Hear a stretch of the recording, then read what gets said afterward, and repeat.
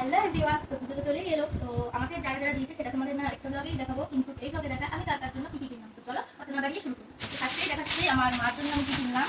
আমার শাশুড়িকে দিয়েছি, টাকা করে দিয়েছি। শাশুড়ি মা যেহেতু নিজে বললো চয়েস করে কিনবে, তো কালকে আমরা গেছিলাম কেনাকাটা করতে। তো এই যে এটা আমার মার জন্য কিনেছি। আমি শাড়ি কি সব ঠিকঠাক কিনি না, ভালো লাগলো। এটা একটা সিল্কের উপর, এই যে শাড়িটা আমি আমার মার জন্য কিনেছি।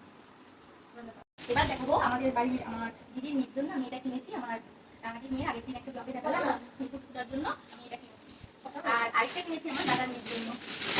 দুজনের জন্য সেম, বাট কালারটা একটু আলাদা। ওর বয়স আমার আদির বয়সী 3-5 বছর, আর আমার দিদির মেয়ের বয়স 4 বছর হবে। তো এই যে এই কিনেছি।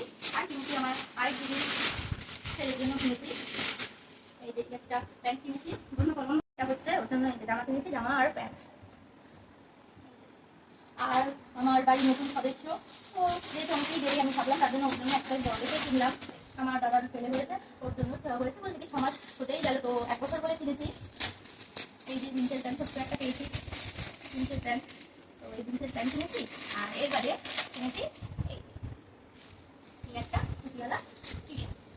এই হলো।